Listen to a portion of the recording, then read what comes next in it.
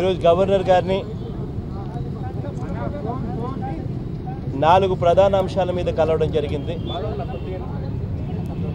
లెటర్లు కూడా ఇవ్వడం జరిగింది. ఇందులో మొదటిది Palamuru Rangareddy lift irrigation project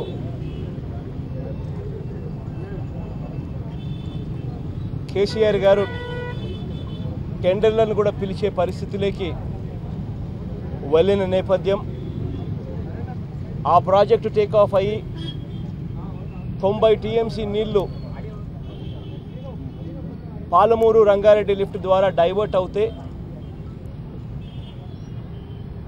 Rayalaseema, ప్రకాశం, నెల్లూరు నీళ్ళందని పరిస్థితి వస్తుంది. శ్రీశైలం ప్రాజెక్టు నీళ్లు రాని పరిస్థితి వస్తుంది. శ్రీశైలం తర్వాత ఉన్న నాగార్జున సాగర్ ప్రాజెక్టు కూడా నీళ్ళందని పరిస్థితి వస్తుంది. ఈ 2 ప్రాజెక్టులలోనూ ఉన్న ఆయకట్టు మొత్తం చాలా ఇబ్బంది పడవలసిన పరిస్థితి వస్తుంది. ఈ ప్రాజెక్టులను ఎట్టి పరిస్థితుల్లోనూ ఆపండి అని గవర్నర్ గారికి రిక్వెస్ట్ చేశాం. ఇంతకుముందు ఇదే ప్రాజెక్టుకు సంబంధించి మేము ఇంతకుముందు ఉమాభారతి గారికి కూడా లేఖ రాసింది. 13th June 2015 లేఖ రాసి ఆపమని చెప్పి కూడా రిక్వెస్ట్ చేశాం. అయినా ఎటువంటి ప్రోగ్రెస్ కనపడలేదు. చంద్రబాబు నాయుడు గారు ఎవరైతే ముఖ్యమంత్రిగా ఉండి ఆపడానికి కృషి చేయాలనో, చంద్రబాబు నాయుడు గారు ముఖ్యమంత్రిగా ఉండి ఆపడానికి కృషి చేయాల్సిన ఈ వ్యక్తి రాష్ట్రాన్ని పణంగా పెట్టాడు. కనీసం దాని గురించి మాటను కూడా మాట్లాడని పరిస్థితిలోకి వెళ్ళిపోయాడు. చంద్రబాబు నాయుడు గారు ఎందుకు మాట్లాడడం లేదు అని అంటే కారణం, కేసీఆర్ గారితో పూర్తిగా ఓట్ ఫర్ నోట్స్, ఓటు కోసం కోట్ల రూపాయలు డబ్బులు ఇస్తూ ఆడియో టేపులు, వీడియో టేపులతో సహా దొరికిపోయాడు. కాబట్టి ఆ కేసుల నుంచి బయటపడే దానికోసం ఆయన తాపత్రయపడుతూ కేసీఆర్ గారితో కాంప్రమైజ్ అయిన పరిస్థితులు కనిపించాయి. ఈ కేసీఆర్ గారితో ఈ మాదిరిగా చంద్రబాబు నాయుడు గారు కాంప్రమైజ్ అయిపోయి రాష్ట్రాన్ని పణంగా పెట్టాడు. ఇది ఒక ఇష్యూ. రెండవ ఇష్యూ, ట్రైబ్స్ అడ్వైజరీ కమిటీకి సంబంధించి ఇంతకుముందు కూడా గవర్నర్ గారికి ట్రైబ్స్ అడ్వైజరీ కమిటీ అన్నది మ్యాండేటరీగా 5th షెడ్యూల్ ప్రకారం రాజ్యాంగబద్ధంగా కాన్స్టిట్యూషనల్గా అది రావాల్సిన హక్కు. ఈ ట్రైబ్స్ అడ్వైజరీ కమిటీ అన్నది రాజ్యాంగం ప్రకారం ఖచ్చితంగా వేయాల్సిన కమిటీ. దీంట్లో 3 భాగాల మనుషులు ట్రైబల్ ఎమ్మెల్యేస్కు, ట్రైబ్స్కి సంబంధించిన ఎమ్మెల్యేలు రిప్రజెంట్ చేయాలి. ఇవాళ ఆంధ్ర రాష్ట్రంలో 7 మంది ట్రైబ్స్ ఉంటే, ట్రైబ్ ఎమ్మెల్యే కాన్స్టిట్యున్సీస్ ఉంటే అందులో 6 వైఎస్ఆర్ కాంగ్రెస్ పార్టీయే గెలిచింది. కాబట్టి ఈ ట్రైబ్స్ అడ్వైజరీ కమిటీ వేస్తే చంద్రబాబు నాయుడు గారి అగత్యాలకు, చంద్రబాబు నాయుడు గారు చేస్తూ ఉన్న దౌర్జన్యాలకు వీళ్ళు అడ్డు తగులుతారనే ఉద్దేశంతో ట్రైబ్స్ అడ్వైజరీ కమిటీ కూడా వేయడంలా. దీని గురించి గవర్నర్ గారికి ఇంతకు ముందే రిప్రజెంట్ చేశాం. మళ్ళీ ఇవాళ గవర్నర్ గారికి రెండోసారి కూడా ట్రైబ్స్ అడ్వైజరీ కమిటీకి సంబంధించి వేయడం లేదు చంద్రబాబు నాయుడు గారు, గట్టిగా యాక్షన్ తీసుకోండి అని చెప్పి మళ్ళీ గవర్నర్ గారికి గుర్తు చేశాం. ఇక మూడో విషయం, మొన్న తునిలో జరిగిన ఇన్సిడెంట్లో ఏ రకంగా చంద్రబాబు నాయుడు గారు తప్పుదోవ పట్టించి తన తప్పులను తప్పించుకునే దానికోసం ఏ రకంగా తప్పుదోవ పట్టించే కార్యక్రమాలు చేస్తూ ఉన్నాడు, ఏ రకంగా తప్పుడు కేసులు పెడతా ఉన్నాడు అన్న అంశం మీద కూడా గవర్నర్ గారి దృష్టికి తీసుకుపోయాం. అసలు ఆ రోజు జరిగింది ఏమిటి అన్నది ప్రతి ఒక్కళ్ళం కూడా చూసాం. ఆ రోజు జరిగింది ఏమిటి? ఇదే ముద్రగడ పద్మనాభం గారు జనవరి 31వ తారీఖున నేను అక్కడ ధర్నా చేస్తాను అని చెప్పి 3 నెలల కిందటి ప్రభుత్వానికి నోటీస్ ఇచ్చాడు. ప్రతి పార్టీని తాను విజ్ఞప్తి చేశాడు, వచ్చి పార్టిసిపేట్ చేయండి, సంఘీభావం తెలపండి అని చెప్పి. తెలుగుదేశం పార్టీకి చెందిన ఎమ్మెల్యేలను, ఎంపీలను, మంత్రులను చంద్రబాబు నాయుడు గారు కట్టడి చేసిన కింద లెవెల్లో ఉన్న లోవర్ లెవెల్ క్యాడర్ కూడా మీటింగ్కి పోయినారు అన్న సంగతి వాస్తవం. మరి అటువంటి మీటింగు రైల్వే ట్రాక్ పక్కనే టునీలో జరుగుతూ ఉందన్న సంగతి చంద్రబాబు నాయుడుకి తెలిసి, మరి అదే లొకేషన్లో చంద్రబాబు నాయుడు గారు ఆ రోజు పర్మిషన్ ఇచ్చినప్పుడు చంద్రబాబు నాయుడు గారికి తెలియదా రైల్వే ట్రాక్ పక్కనే తను పర్మిషన్ ఇస్తున్నాడు అన్న సంగతి? ఆ రోజు జరిగిన మీటింగ్ జరిగింది ఏమిటి? ఆ రోజు అందరం చూసాం. రావడమే ముద్రగడ పద్మనాభం గారు వచ్చారు. ఫస్ట్ స్పీచ్, ప్రారంభ ఉపన్యాసం ఆయనే చేశాడు. 15 నిమిషాల్లో స్పీచ్ అయిపోయింది. 15 నిమిషాల్లోనే ప్రజలందరూ నాతో పాటు బస్ రోకో చేస్తారా అని అడిగితే ప్రజలందరూ చేతుల పైకి ఎత్తి చేస్తామన్నారు. రైలు రోకో నాతో పాటు చేస్తారా అని అడిగాడు. నాకు సంఘీభావం తెలుపుతారా అన్నారు. ప్రజలందరూ తెలుపుతామని అన్నారు. అందరూ ఎమోషనల్లీ ఛార్జ్డ్గా ఉన్నప్పుడు ముద్రగడ పద్మనాభం గారు చలో పదండి అని చెప్పి ముందుకు తీసుకెళ్లారు రైల్వే ట్రాక్ దగ్గరికి. 1,00,000 మందిని రైల్వే ట్రాక్ దగ్గరికి వెళ్తే మాస్ హిస్టీరియా క్రియేట్ కాదా? మరి చంద్రబాబు నాయుడు గారు ఎందుకు పోలీసులను పెట్టి రైల్వే ట్రాక్లోకి వెళ్లకుండా బ్యారికేడింగ్ ఎందుకు చేయలేకపోయాడు? రైల్వే ట్రాక్ దగ్గర పర్మిషన్ చంద్రబాబు నాయుడు గారు ఇచ్చినప్పుడు చంద్రబాబు నాయుడు గారికి ఏం ఊహించలేదా? ఇంటెలిజెన్స్ లేదా? ఏం జరుగుతుందో ఊహించలేరా? 1,00,000 మంది ఒక్కచోట ఏకమై రైలు ఆపడానికి ఒక్కసారి రైల్వే ట్రాక్ ఎక్కితే మాస్ హిస్టీరియా క్రియేట్ కాదా? ఆ జరిగిన ఘటన ఇది అన్న సంగతి అందరికీ తెలిసిందే. కానీ చంద్రబాబు నాయుడు గారు తాను పర్మిషన్ ఇచ్చాడు రైల్వే ట్రాక్ పక్కనే అన్నది తప్పిపుచ్చుకునే దానికోసం తాను రైల్వే ట్రాక్ వెళ్లకుండా ప్రజలను కట్టడి చేసేందుకు బ్యారికేడ్స్ అన్నీ కూడా పెట్టాలి, అది పెట్టలేదు. పోలీసును ప్రతి వాంటేజ్ పాయింట్లో పోలీసులను పెట్టాలి, అది పెట్టలేదు. ఇవన్నీ తప్పిదాలు తాను ఉన్నాయి కాబట్టి తప్పించుకునే దానికోసం అని చెప్పి లెఫ్ట్ రైట్ సెంటర్ తాను ఇష్టం వచ్చిన ఆరోపణలు చేశాడు. వాళ్ళ మీద వీళ్ళ మీద బురద జల్లే ప్రయత్నం చేశాడు. చేసి తప్పుడు కేసులను బనాయించాడు. బాధ ఎక్కడ అనిపిస్తుంది అని అంటే, ఏం పాపం చేశారు అని చెప్పి వీళ్ళందరి మీద తప్పుడు కేసులు పెడతా ఉన్నారు. ఏ రకంగా ధర్మం ఇది? మాస్ హిస్టీరియా నువ్వు తప్పుదం చేసినావు, నువ్వు ఏదైతే చేస్తానని చెప్పావో అది చేయకుండా ఉన్నందుకు ఒక ధర్నా జరిగింది. ఆ ధర్నా జరిగినప్పుడు ఆ ధర్నాలో మాస్ హిస్టీరియా క్రియేట్ అవుతుంది అన్న సంగతి నీకు తెలిసినప్పుడు దాన్ని కట్టడి చేయలేకపోవడం నీది రెండో తప్పు, మూడో తప్పు.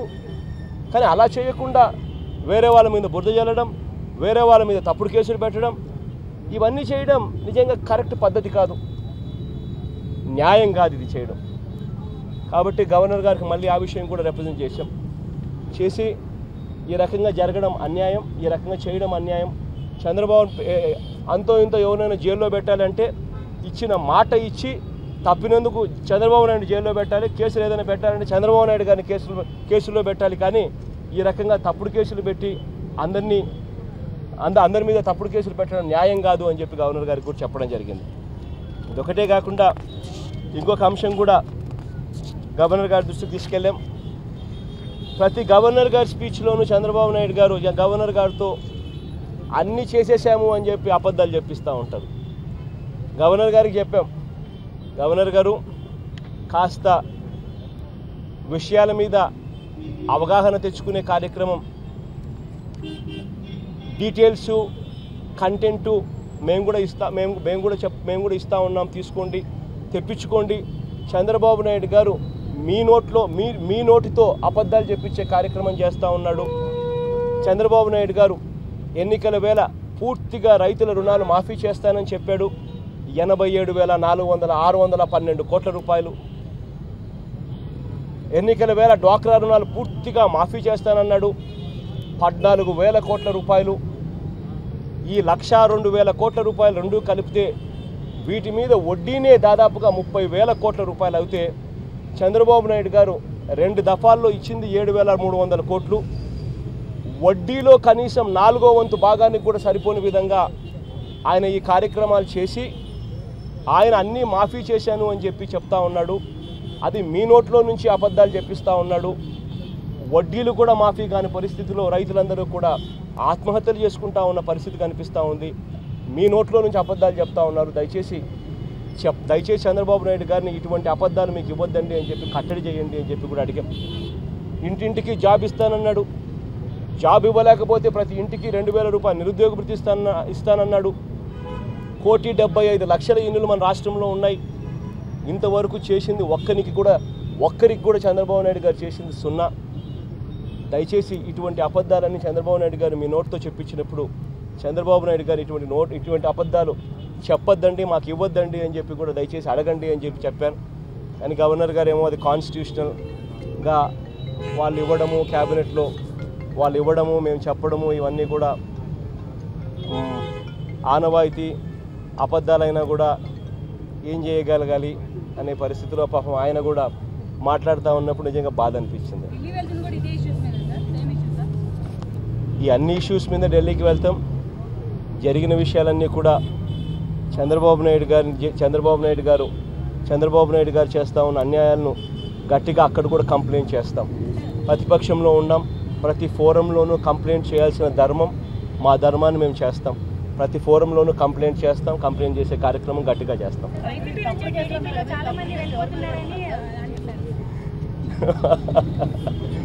చంద్రబాబు నాయుడు గారిని గట్టిగా అడగండి అమ్మా. తెలుగుదేశం పార్టీ నుంచి ఎంతమంది వైసీపీలోకి రాబోతున్నారో ఒకసారి అడగండి. ఒకసారి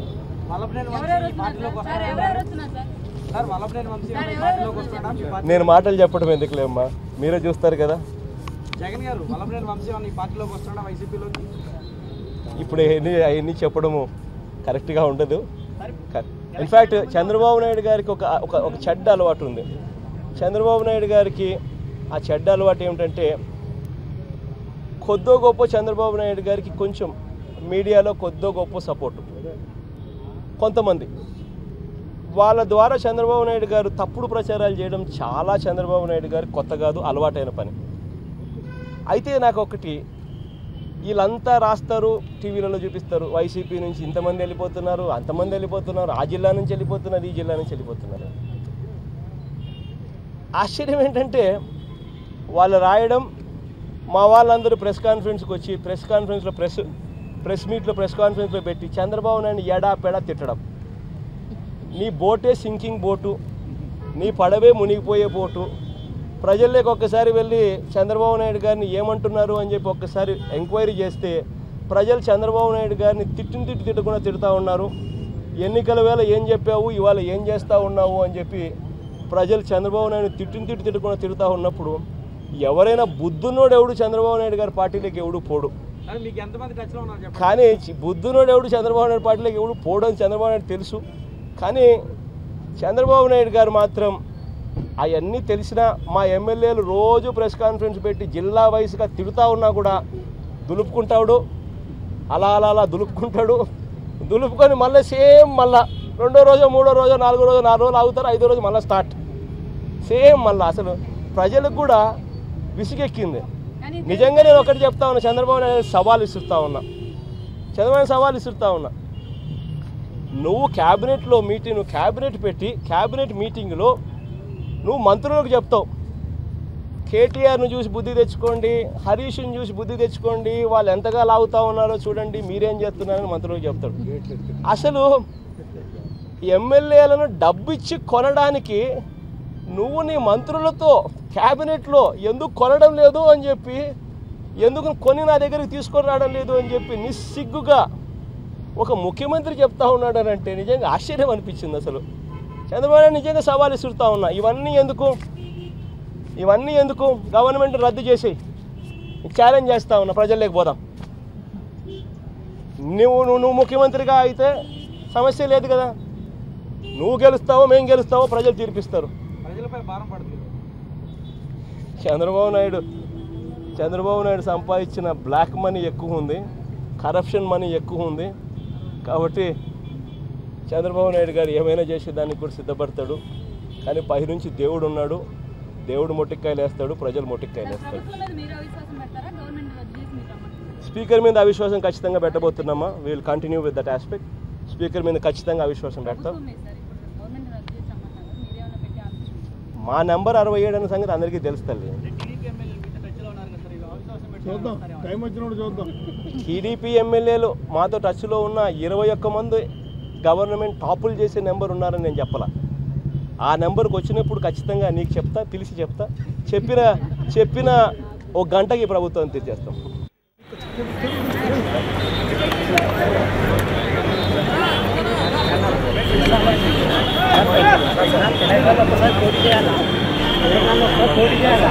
వైఎస్ఆర్ పాలనతో ఉన్న వాళ్ళ గుర్తించండి.